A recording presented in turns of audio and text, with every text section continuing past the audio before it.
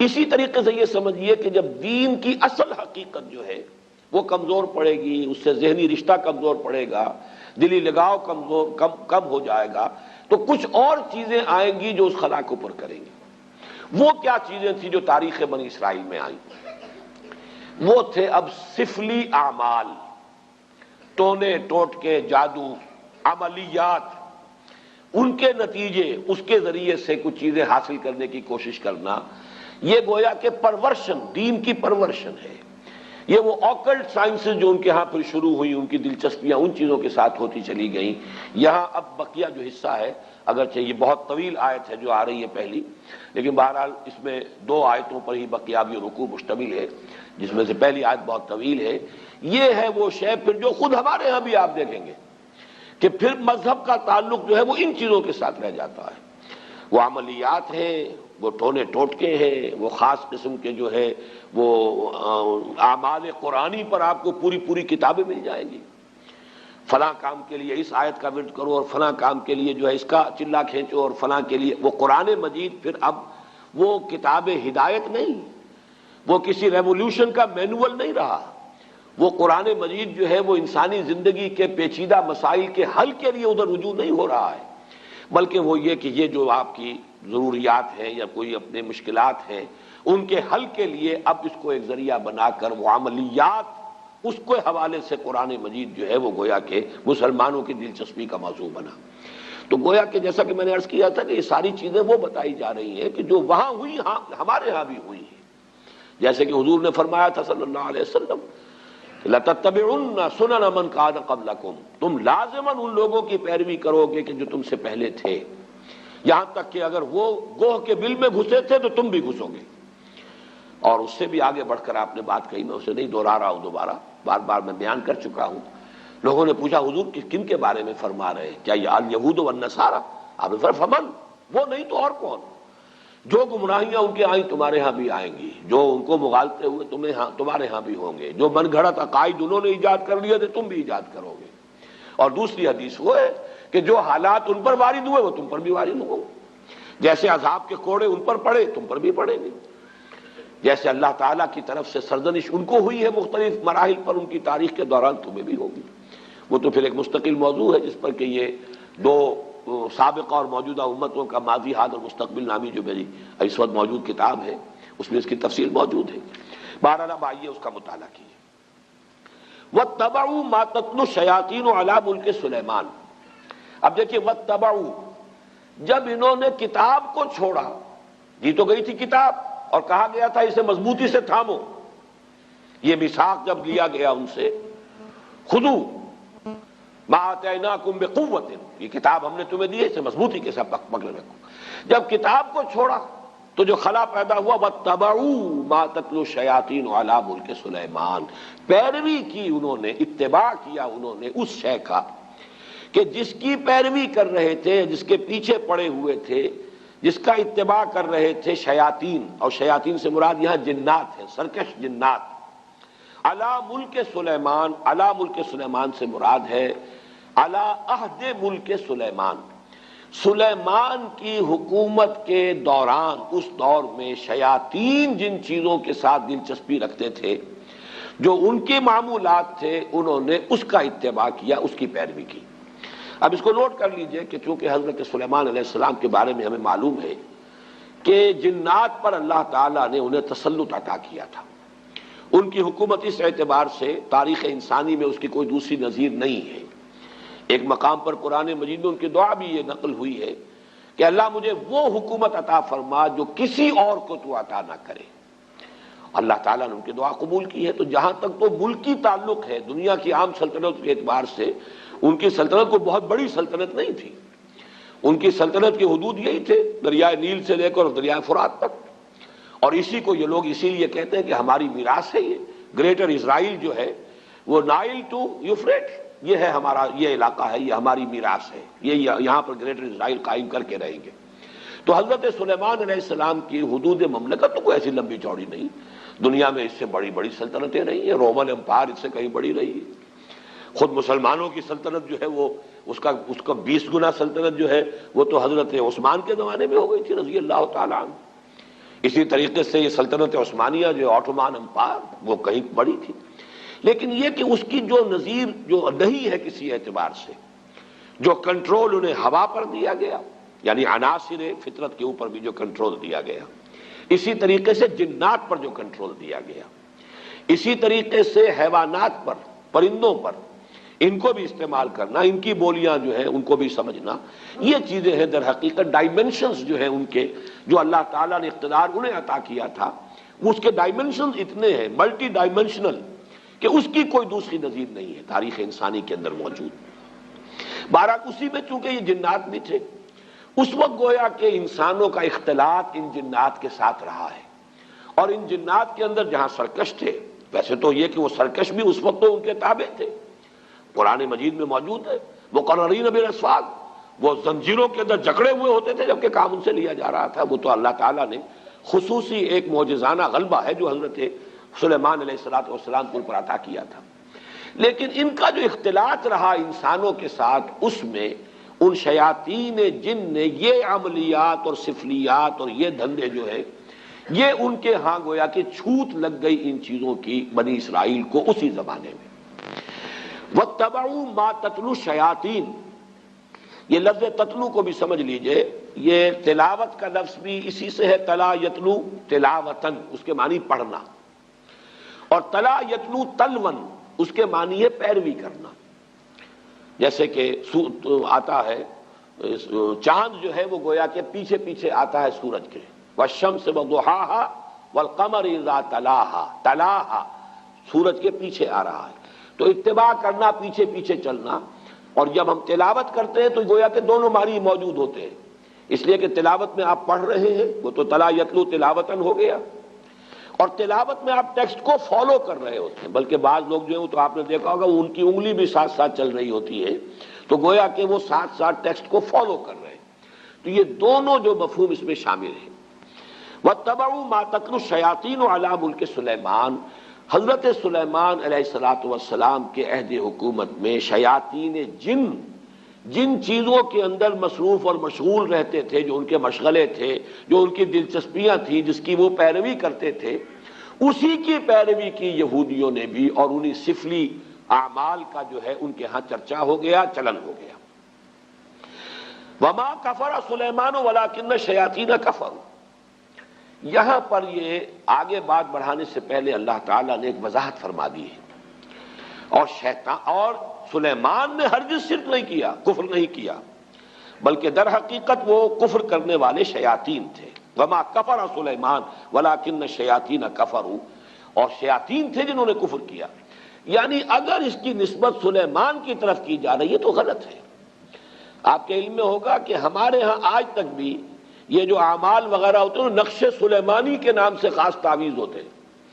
یہ وہی روایت چلی آ رہی ہے، حضرت سلیمان علیہ السلام کی طرف منسوب کیا انہوں نے، اور یہودیوں نے خاص طور پر بڑا ان کے اوپر الزام لگائے ہیں حضرت سلیمان علیہ السلام پر، اور ان کو جادوگر قرار دیا ہے۔ چنانچہ میں یہاں پہ آپ کو مولانا عبد الماجد دریابادی نے جو حوالے دیے ہیں، سلاطین جو ایک یعنی جو چیپٹر ہے تورات کا،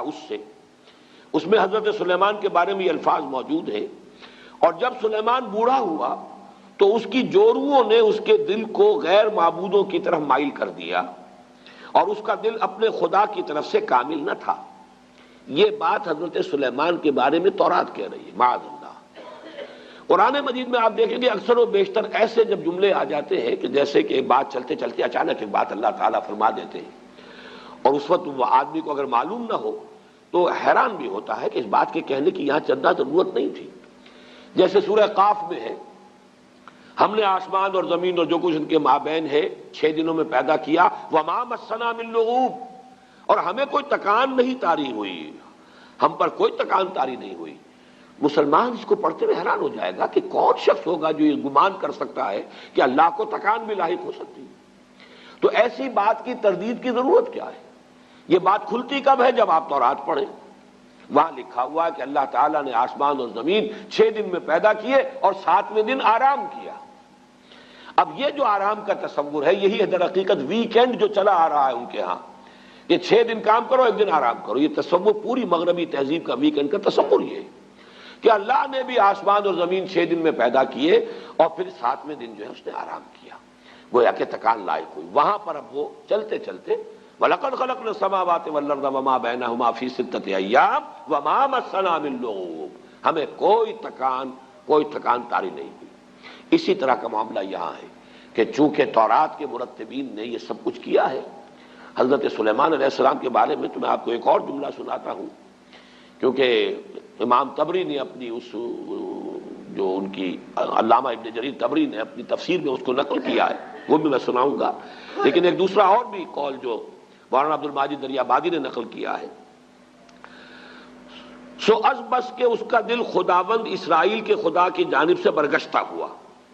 اس لیے خداوند سلیمان پر غضبناک ہوا اور اس نے اسے حکم دیا تھا کہ وہ اجنبی معبودوں کی پیروی نہ کرے، پر اس نے اپنے خداوند کے حکم کو یاد نہ رکھا۔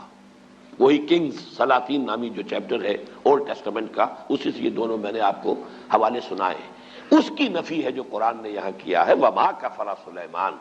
وَلَٰكِنَّ الشَّيَاطِينَ كَفَرُوا۔ سلیمان تو ہمارے بندے، ہمارے نبی اور ہمارے پسندیدہ بندے، ان کی طرف اس طرح کی نسبت کرنا جو ہے یہ غلط ہے۔ یہ شیاطین تھے، وہاں جنات تھے، اس وقت چونکہ رہا اختلاط، انہوں نے یہ سارا جو ہے کفر پھیلایا اور یہ سارے سفلی علوم جو ہے وہ ان کے ذریعے سے یہودیوں کے اندر سرایت کر گئے۔ یہاں میں علامہ ابن جریر طبری کا بھی حوالہ آپ کو سنا دوں۔ قال بعض احبار الیہود، علامہ ابن جریر فرماتے ہیں کہ یہود کے بڑے بڑے علماء میں سے بعض نے یہ کہا ہے، وہ یہ کہتے تھے آپس میں، الا تعجبون من محمد، آپس میں گفتگو کرتے ہیں، تمہیں تعجب نہیں ہوتا محمد پر صلی اللہ علیہ وسلم، یزعم ان ابن داؤد کان نبیا، وہ یہ بتا رہا ہے، کہہ رہا ہے محمد صلی اللہ علیہ وسلم کہ ابن داؤد یعنی حضرت داؤد کے بیٹے تھے حضرت سلیمان، وہ نبی تھے۔ وما کان الا ساحرا، وہ تو سوائے ایک جادوگر کے اور کچھ تھا ہی نہیں۔ سلیمان کی یہ شان ہے جو تورات کے یہ مرتبین جو ہے انہوں نے اپنے ہاں درج کی ہوئی، تو اس کی نفی قرآن مجید نے یہاں کی ہے۔ جہاں جہاں موقع ملتا ہے، جو بھی پردے ڈال دیے گئے تھے انبیاء کی سیرت و کردار پر یا داغدار کر دیا گیا تھا، قرآن مجید نے ان داغوں کو دھبوں کو دھویا ہے، اور اس کا بھی ایک خاص سبب تھا اصل میں، کیوں بنی اسرائیل نے اپنے انبیاء کی سیرتوں کو داغدار کیا، اس کا سبب بھی سمجھ لیجئے۔ دیوانہ بکار خیش ہوشیار یہ بغیر کسی سبب اور بغیر کسی مقصد کے نہیں تھا۔ جب ان کے علماء کے اندر اخلاقی زوال آیا، انحطاط آیا، اب لوگ ان پر انگلیاں اٹھاتے تھے کہ تم اتنے بڑے عالم ہو کر، اتنے بڑے مذہبی رہنما ہو کر، یہ تمہاری حرکت۔ انہوں نے اپنے دفاع میں نبیوں کے اوپر اس طرح کے چھینٹے اڑا کر کہ یہ تو ہوتا ہی ہے، جب نبی ایسے تھے تو اگر ہمارے ذریعے سے کچھ ہو گیا تو کون سی بڑی بات ہو گئی، ہم تو پھر نبی بھی نہیں ہیں۔ یہ اپنے آپ کو بچانے کے لیے در حقیقت، اور یہ اس کی مثالیں اور بھی تاریخ میں آپ کو ملیں گی، میں زیادہ تفصیل میں اس وقت نہیں جانا چاہتا، لیکن اس وقت صرف یہ وضاحت میں کرنا چاہتا تھا کہ وما کفر سلیمان ولکن الشیاطین کفروا یعلمون الناس السحر، وہ لوگوں کو سحر سکھاتے تھے۔ اب یہ سحر جو ہے، جو کہ شریعت محمدی صلی اللہ علیہ وسلم میں یہ کفر ہے، آگے آ جائے گا، اس کی وضاحت کی گئی ہے۔ جادو ہے تو حقیقت، لیکن جادو کرنا کفر ہے،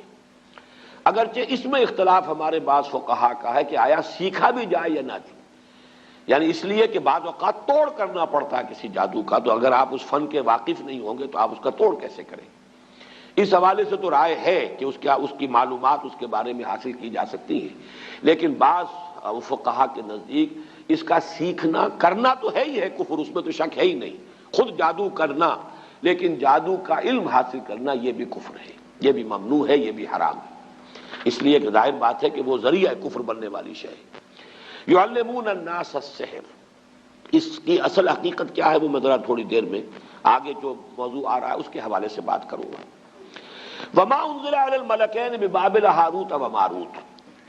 یہ ماں جو ہے اس کا عطف ہے واتبعوا ما تتلو الشیاطین، وہ ماں جو آیا تھا انہوں نے پیروی کی اس شے کی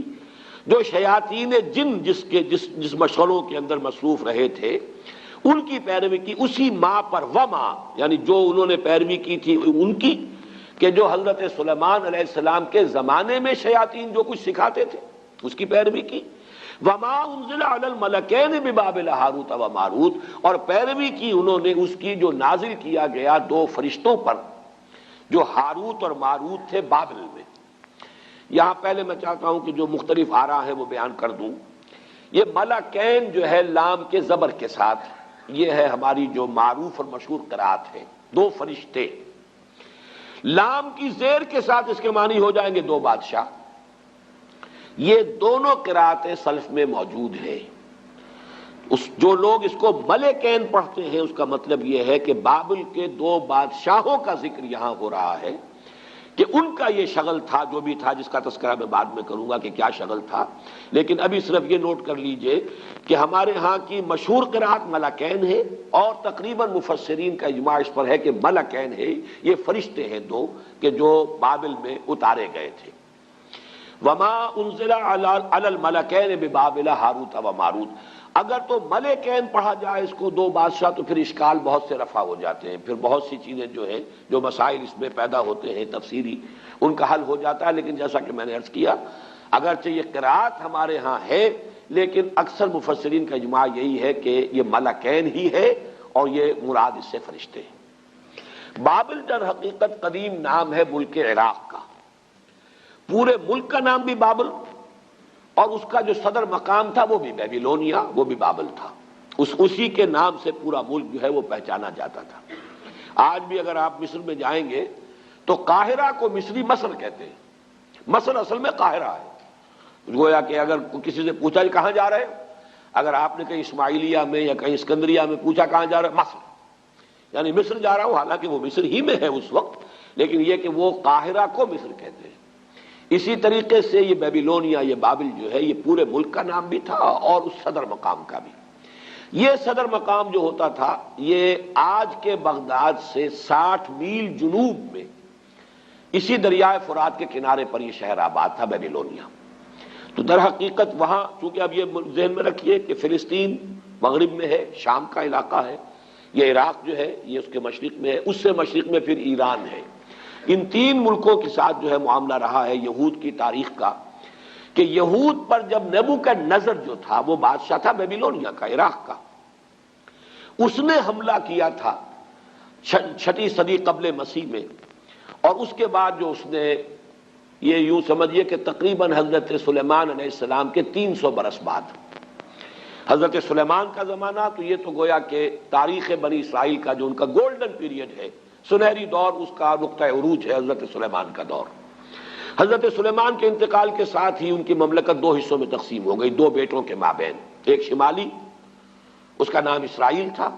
اور ایک جنوبی اس کا نام یہودا تھا۔ یہ 2 مملکتیں بن گئی حضرت سلیمان کے انتقال کے فوراً بعد۔ زوال شروع ہوا، پہلے وہ اسرائیل تباہ ہوا، پھر یہ یہودا بھی جو ہے تباہ ہوا ہے نیبوکڈنیزر کے ہاتھوں، اور ہیکل سلیمانی مسمار ہوا، 6 لاکھ آدمی اس نے قتل کیے یہودی، 6 لاکھ کو قیدی بنا کر لے گیا۔ یہ جو قیدی بنا کر لے کر گیا ہے، اور یروشلم میں ایک متنفس باقی نہیں رہا۔ یہ کیپٹیوٹی کا دور جو تھا، اس دور میں انہوں نے جو عراق میں جادو والا معاملہ تھا یہ وہاں پر جا کر سیکھ لیا۔ گویا کہ 2 آتشہ ہو گیا یہودیوں کا معاملہ، یہ جنتر منتر، جادو، عملیات، سفلیات، آکلٹ سائنسز ان کی جتنی تھی۔ ایک تو یہ کہ جو پہلے سے فلسطین میں موجود تھا یہ معاملہ، یہ انہوں نے وہاں سے شروع کیا۔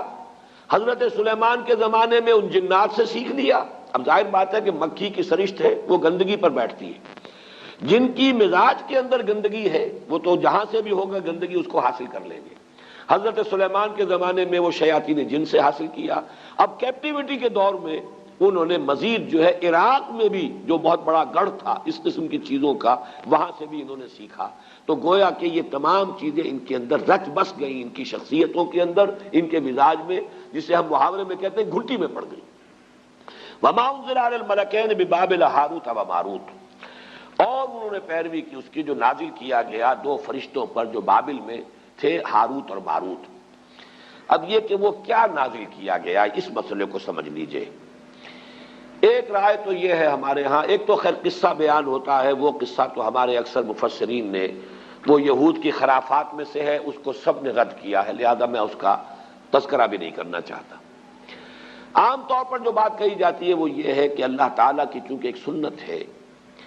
کہ کسی قوم پر عذاب سے پہلے پھر آخری امتحان، کوئی آخری ٹیسٹ، آخری فتنہ کہ جس سے ان کے اندر کتنی کچھ خباثت آ چکی ہو وہ ظاہر ہو جائے. اس کے لیے آزمائش کے لیے اللہ تعالیٰ مختلف صورتیں پیدا فرماتے ہیں. جب ان کے ہاں ان چیزوں کا رواج بہت ہو گیا تو اللہ تعالیٰ نے 2 فرشتوں کو انسانی شکل میں بھیجا، اور وہ فرشتے جو ہیں وہ ان کو کچھ وہ جادو وغیرہ کی تعلیم دیتے تھے، لیکن کہہ دیتے تھے دیکھو یہ کفر ہے، ہم فتنہ ہیں، مت سیکھو. لیکن یہ کہ اگر سیکھنا چاہتے ہو تو ٹھیک ہے، اگر تمہاری طلب یہی ہے، تاکہ معلوم ہو جائے کہ ان کی طلب کس شے کی ہے، ان کی اپنی فطرت کس درجے مسخ ہو چکی ہے. اتمام حجت کے لیے کہ بات واضح ہو جائے، جیسے کہ قرآن مجید میں آتا ہے مختلف مواقع پر کہ اللہ تعالیٰ ان کی رسی دراز کر رہا ہے. کیوں کر رہا ہے؟ تاکہ جو ان کا خبث باطن ہے پورے طور پر ظاہر ہو جائے، تاکہ پھر یہ پوری طرح سزا کے مستوجب ہو جائیں، مستحق ہو جائیں. جو سزا ملے وہ واقعتاً ثابت ہو کہ یہ ان کی خباثت اسی درجے کی تھی کہ اتنی سزا انہیں ملنی چاہیے تھی. اس معنی میں گویا کہ آزمائش کے طور پر، چنانچہ یہاں کے الفاظ پڑھ لیجئے، وَمَا يُعَلِّمَانِ مِنْ أَحَدٍ، اور وہ نہیں سکھاتے تھے کسی کو کچھ بھی، حَتَّى يَقُولَا، یہاں تک کہ وارن کر دیتے تھے، إِنَّمَا نَحْنُ فِتْنَةٌ فَلَا تَكْفُرْ، ہم فتنہ ہیں، آزمائش ہے، تو تم کفر مت کرو، کفر مت سیکھو، کفر سے دلچسپی نہ رکھو. لیکن ان کا حال کیا تھا؟ فَيَتَعَلَّمُونَ مِنْهُمَا، وہ سیکھتے تھے وہ لوگ ان دونوں سے، ان فرشتوں سے، مَا يُفَرِّقُونَ بِهِ بَيْنَ الْمَرْءِ وَزَوْجِهِ، جس سے تفریق کر سکے وہ کسی شخص اور اس کی بیوی کے مابین. اب سفلیات کا علم جو ہے وہ تو آپ کو معلوم ہے آج بھی جادو ٹونے ٹوٹ کے انہی چیزوں میں چلتے ہیں. کسی کے گھر کو اجاڑنا ہے، کسی کے ہاں اولاد نہیں ہو رہی ہے تو وہ دوسرے کے ہاں کی اولاد جو ہے وہ بھی اس کو کھل رہی ہے، اس عورت کو، اس کی اولاد مر جائے اور مجھے اولاد جو ہے وہ مجھے ہو جائے. یہ سارے ٹونے ٹوٹ کے جو عورتوں کے چل رہے ہوتے ہیں وہ اکثر و بیشتر انہی چیزوں کے اندر ہے. قرآن مجید نے بھی وہی جو سب سے زیادہ دکھتی ہوئی رکھ تھی اسی کو پکڑا ہے. فَيَتَعَلَّمُونَ مِنْهُمَا مَا يُفَرِّقُونَ بِهِ بَيْنَ الْمَرْءِ وَزَوْجِهِ، بجائے اس کے کہ گھروں کو آباد رکھیں، گھر ہنستا بستا ہے، شوہر اور بیوی کے مابین موافقت ہے، یگانگت ہے، گھر آباد ہے، تو بجائے اس کے کہ وہ اس کو دیکھ کر جو ہے خوش ہو، اس کے اندر کوئی فساد پیدا کرنا، کوئی اختلاف پیدا کرنا، ان کے درمیان کوئی دنگا اور لڑائی کی شکل پیدا کرنا، تفرقہ پیدا کر دینا. یہ بھی ہو سکتا ہے کہ کوئی شخص جو ہے کسی عورت کی سے خود شادی کا خواہش مند ہو اور اس کے لیے اس نے یہ سارے جو ہے ہتھ کنڈے کیے ہو. ما یفرقون بھی، اب بھی جو تعویذ بکتے ہیں محبوب قدموں میں آ کر گرے گا، تو وہ تو تعویذ جو ہے وہ انہی چیزوں کے لیے، تو وہ یہ تعویذوں گنڈوں کا کام جو ہے سب سے زیادہ جو اس میں ہاٹ کیکس کی طرح بکنے والے ہیں وہ تو ظاہر بات ہے اسی دھندے سے متعلق ہے. وما هم بضارین به من احد الا باذن اللہ، حالانکہ نہیں تھے وہ ضرر پہنچانے والے کسی کو اس کے ذریعے سے مگر یہ کہ اللہ کے حکم سے. توحید کا تقاضا یہ ہے کہ کسی شے میں کسی تاثیر کو مستقل نہ مانا جائے جب تک کہ اللہ کا اذن نہ ہو. کسی شے میں تاثیر ہونا یہ اور چیز ہے. اللہ تعالیٰ نے آگ میں تاثیر رکھی ہے کہ وہ جلاتی ہے، لیکن اس کا جلانا بالفعل اللہ کے اذن پر منحصر ہے. اللہ نہیں چاہے گا نہیں جلائے گی آگ. تو اگر آگ سے اس کی صفت منفک ہو سکتی ہے، جدا ہو سکتی ہے، تو ظاہر بات ہے اور چیزیں جتنی بھی ہیں ان میں تاثیرات تو ہیں، لیکن ان تاثیرات کا بروئے کار آنا، بالفعل نتیجہ خیز ہونا اللہ کے اذن کے بغیر نہیں ہے. چونکہ یہود جو ہے وہ توحید کے مدعی ہے، اور یہ ماننا پڑتا ہے دنیا میں جتنی توحید ان میں رہی ہے، باقی آپ مسلمانوں کے معاملے کو چھوڑ دیجئے، وہ تو پھر ایک یعنی آخری امت ہے اور جس طریقے سے تکمیل ہوئی ہے اور دین کی حفاظت کا اللہ نے انتظام کیا ہے تو وہ معاملہ علیحدہ ہے. باقی مسلمانوں کو، اس امت محمد صلی اللہ علیہ وسلم کو علیحدہ کر دیجئے تو تاریخ انسانی میں توحید کا اتنا چرچا کسی قوم میں نہیں رہا جتنا یہود میں رہا، اس میں کوئی شک نہیں. ان کے ہاں وہ شرک کی وہ دوسری آلائشیں جو ہیں توہمات شرک کم آئے ہیں، لیکن یہ کہ ان معاملات کے اندر اللہ تعالیٰ نے اسی لیے حوالہ دیا کہ توحید کے اگر قائل تھے تو اس کا تو نتیجہ یہ نکلنا چاہیے کہ کسی شے میں کوئی تاثیر بغیر اذن رب اس کا کوئی ظہور نہیں ہو سکتا، نتیجہ خیز نہیں ہو سکتی. لہذا ان معاملات کے اندر دلچسپی لینا در حقیقت توحید کے منافی ہے. وَيَتَعَلَّمُونَ مَا يَضُرُّهُمْ وَلَا يَنفَعُهُمْ، اور وہ سیکھتے تھے وہ چیزیں جو انہیں نقصان پہنچاتی تھی، فائدہ نہیں پہنچاتی تھی. وَلَقَدْ عَلِمُوا لَمَنِ اشْتَرَاهُ مَا لَهُ فِي الْآخِرَةِ مِنْ خَلَاقٍ، حالانکہ وہ خوب جانتے تھے کہ جو کوئی بھی ان چیزوں کو اختیار کرے گا، خریدے گا، ان سے دلچسپی رکھے گا، اس کا آخرت میں کوئی حصہ نہیں۔ یعنی شریعت موسوی میں ان چیزوں کو حرام کر دیا گیا تھا اسی طریقے سے جس طریقے سے کہ شریعت محمدی میں جادو حرام ہے۔ میں اس کا بھی حوالہ آپ کو سنا دوں گا۔ وَلَبِئْسَ مَا شَرَوْا بِهِ أَنفُسَهُمْ لَوْ كَانُوا يَعْلَمُونَ، اور بہت بری شے تھی وہ جس کے عوض کے انہوں نے اپنے آپ کو فروخت کر دیا۔ یعنی دنیاوی مفادات، دنیاوی لذتیں، جو بھی دنیا کی گھٹیا آرزویں، خواہشات ہیں،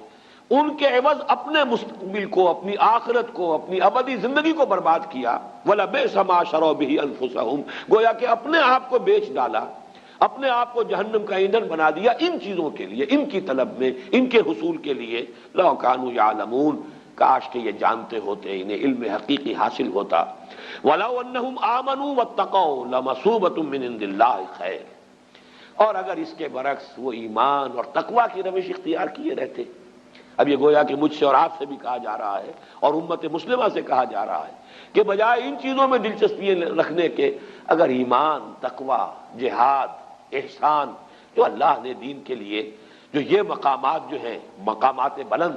جو تمہارے لیے جن کا راستہ کھول دیا ہے، ان کی طرف توجہ رکھو، ان گھٹیا چیزوں کی طرف کوئی میلان نہ ہو، کوئی توجہ نہ ہو۔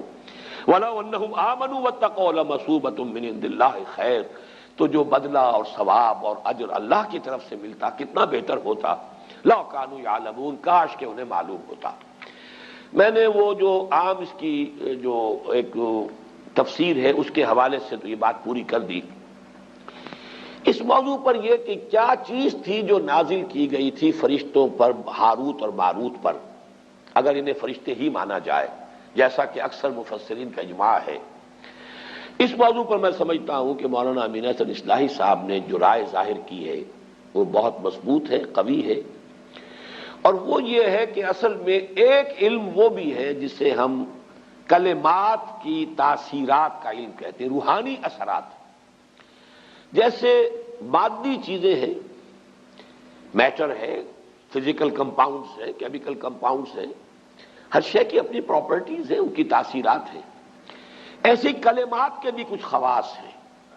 جیسے آپ کو معلوم ہے ساؤنڈ ہے، آواز ہے، اس کی اپنی ایک تاثیر ہے۔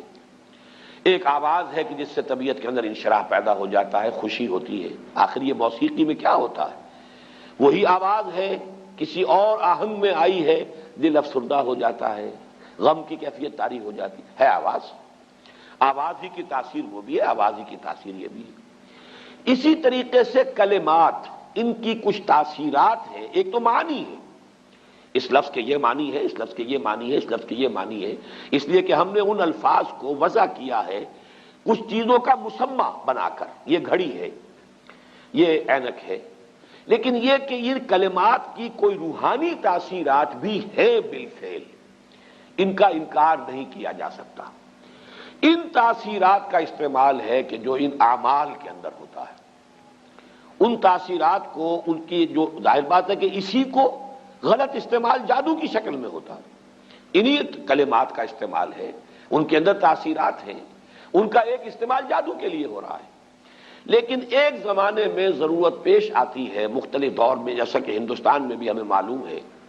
کہ ایک حد تک یہ علم بھی دیا گیا یا لوگوں نے حاصل کیا دشمنوں کا اور مخالفوں کا توڑ کرنے کے لیے۔ ہندوستان میں جوگی، سنیاسی، انہوں نے جو بھی نفسیاتی ایکسرسائزز کی ہوئی تھی، جس طرح کی جو بھی چلہ کشی کی ہوئی تھی، اس سے جو بھی لوگوں کے اوپر اپنی روحانیت کا ایک جو ہے وہ فسوطاری کیا ہوا تھا، روب ڈالا ہوا تھا۔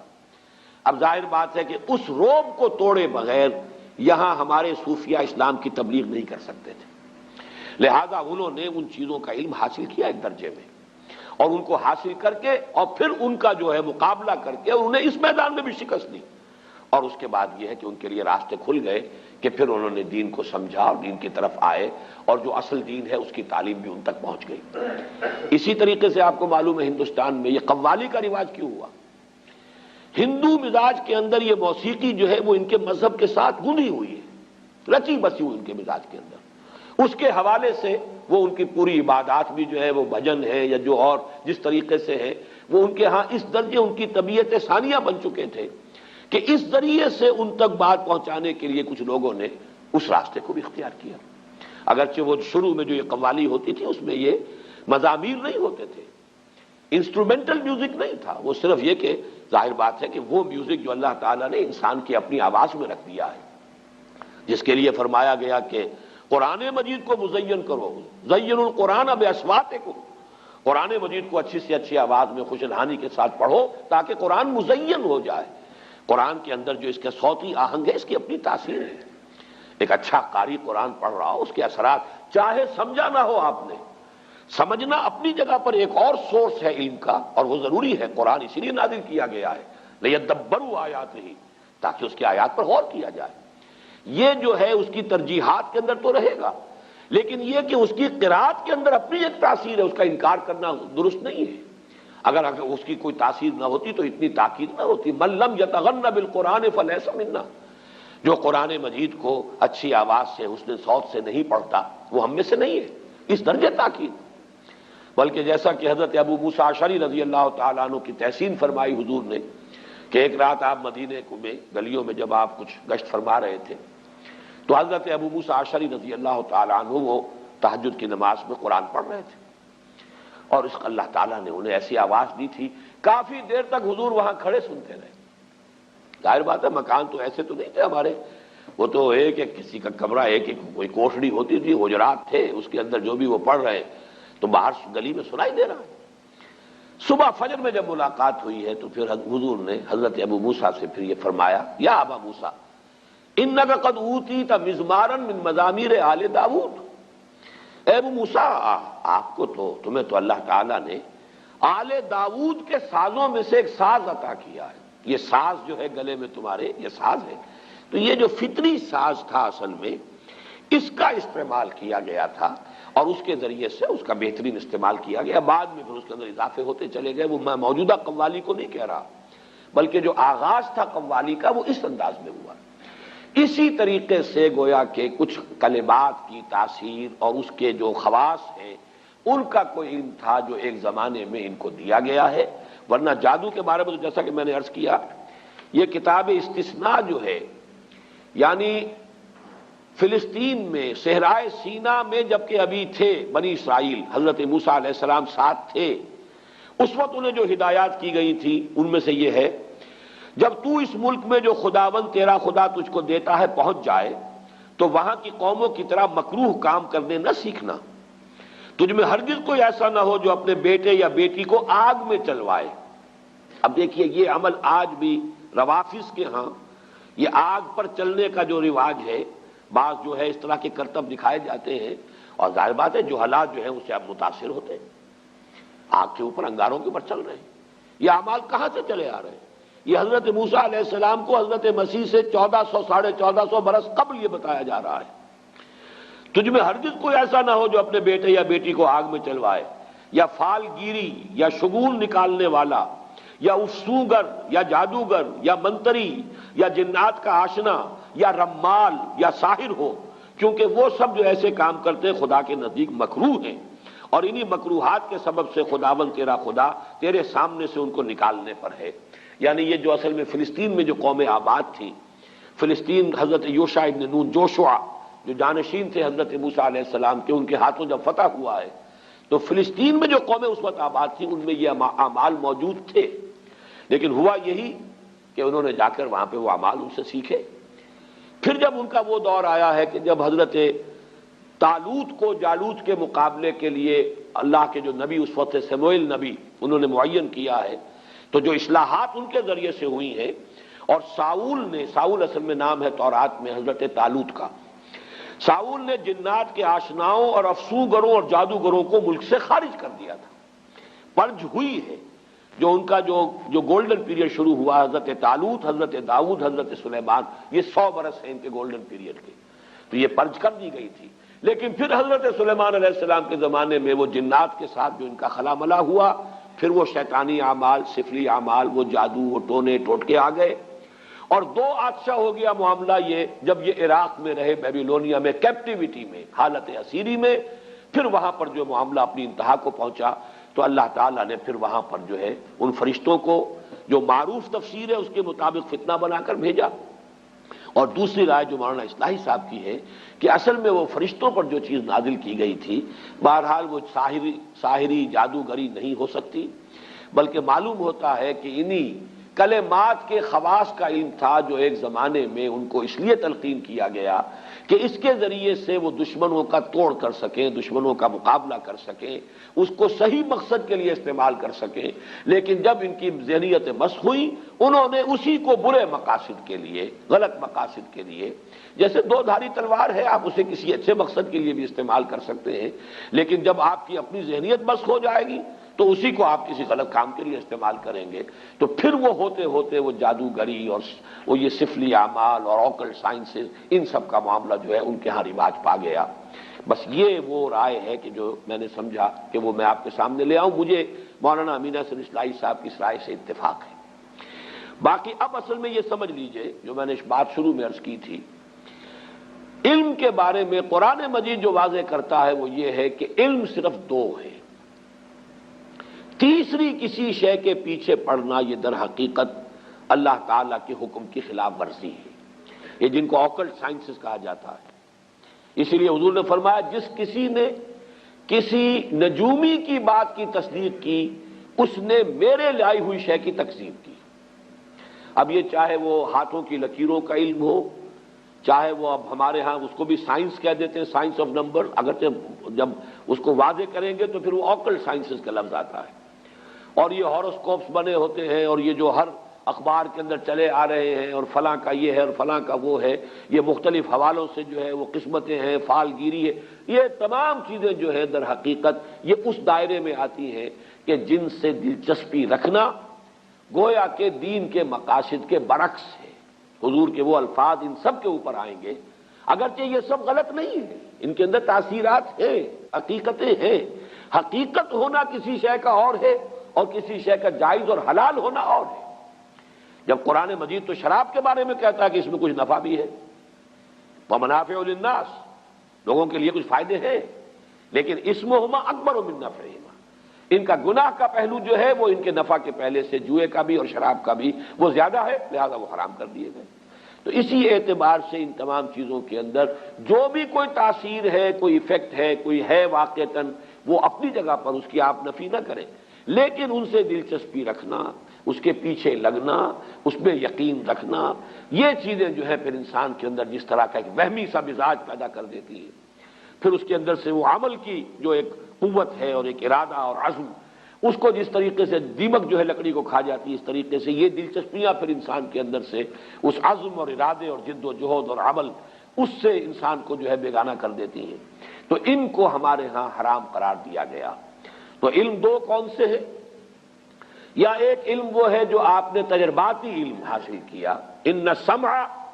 والبصر والفؤاد کل اولئک کان عنہ مسئولا، اسی لیے وہاں فرمایا گیا ولا تقف ما لیس لک بہ علم، مت پیچھے پڑو، مت دلچسپی رکھو ان چیزوں سے جس کے لیے تمہارے پاس کوئی علم نہیں ہے۔ اس لیے کہ علم کے لیے اللہ تعالیٰ نے تمہیں جو ذرائع دیے ہیں، ان السمع والبصر والفؤاد کل اولئک کان عنہ مسئولا، اور اس مرتبہ جو منتخب نصاب کا درس میں نے مکمل کیا ہے، میں واضح کر چکا ہوں اپنی رائے کہ فؤاد کا ترجمہ جو عام طور پر دل کیا گیا مجھے اختلاف ہے۔ میرے نزدیک فؤاد جو ہے در حقیقت وہ یہ عقل ہے۔ فائدہ ہوتا ہے کسی شے سے کوئی شے اخذ کر لینا۔ آپ نے دیکھا ہوگا پرانے زمانے کی کتابوں میں کوئی چیز لکھی گئی، اس کے بعد فے کا ایک نشان ڈال کر اب کوئی آگے جملہ آ رہا، فے یعنی فائدہ۔ اس بات سے یہ ایک نتیجہ یہ نکل رہا ہے، اس کو پلے باندھتے چلو، یہ فائدہ جو ہے یہاں سے حاصل کر لو پھر آگے بڑھو، تو وہ فے لگا ہوتا فائدہ کے لیے۔ فائدہ کیا ہے کہ آپ نے جو بھی سینس ڈیٹا آپ کو حاصل ہوا اور آپ نے اس کو پروسیس کر کے اسے نتیجہ نکالا، یہ ہے در حقیقت یہ فؤاد کا کام ہے۔ یہ ہے انسان کا ایکوائرڈ نالج، اکتسابی علم۔ دوسرا علم ہے وحی کا جو اللہ کی طرف سے گیون ہے، یہ ریویلڈ نالج ہے، اس کے لیے ہم قرآن اور سنت، اس لیے کہ سنت کو ہم سمجھتے ہیں کہ وحی جو ہے وحی جلی بھی ہے، وحی خفی بھی ہے۔ حضور صلی اللہ علیہ وسلم کو قرآن بھی دیا گیا ہے اور اللہ تعالیٰ کی طرف سے آپ کو اور بھی وحی خفی ہوتی تھی، اور وہ آپ کو جو سنت سے جو چیز ثابت ہو جائے گی یا وہ ہے اور یا پھر وہ شے جو ہمارے تجرباتی علوم اور ہماری عقل اور ہماری سمع اور بصر کے نتیجے میں جو چیز حاصل ہوئی۔ یہ دو علم ہیں. ولا تقف ما ليس لك به علم ان السمع والبصر والفؤاد كل اولئك كان عنه مسؤولا. یا علم ہے قرآن اور سنت کا علم، یا اس سے استنباط، اس سے استدلال. عقل یہاں بھی لگے گی، اجتہاد جو ہے وہ عقل ہے. قرآن اور سنت کی بنیادی جو چیزیں ہیں ان سے استنباط کرنا، استدلال کرنا، قیاس کر کے نئی صورتحال کے بارے میں حکم جو ہے اس سے نکالنا، یہ عقل کا استعمال ہو جائے گا. لیکن سورسز یا ریویل نالج، وحی خفی وحی جلی، لیکن وحی خفی نبی کی،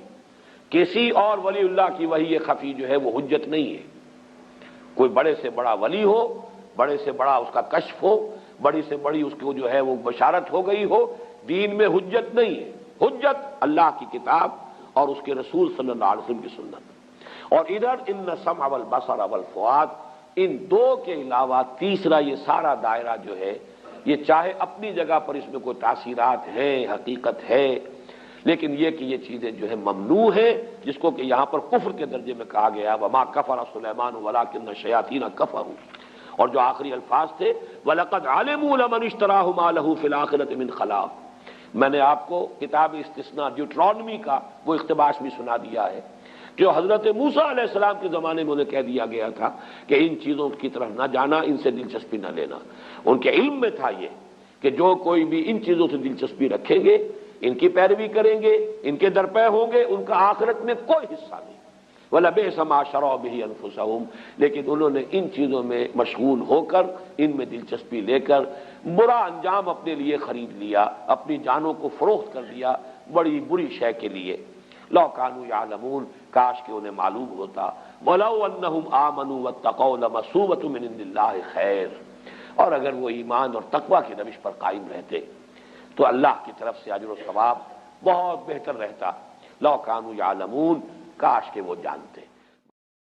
نہ اللہ ملدا ہے متھی کسایا، نہ خاک ملیاں تے نہ جم جپایا. اخیری بھی نالے اسیراں چوں ملدا، جدوں اللہ ملدا فقیراں چوں ملدا. میں نہیں ہوں کہندا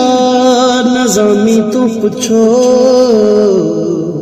پوچھو پیر باہو تے جامی تو پوچھو.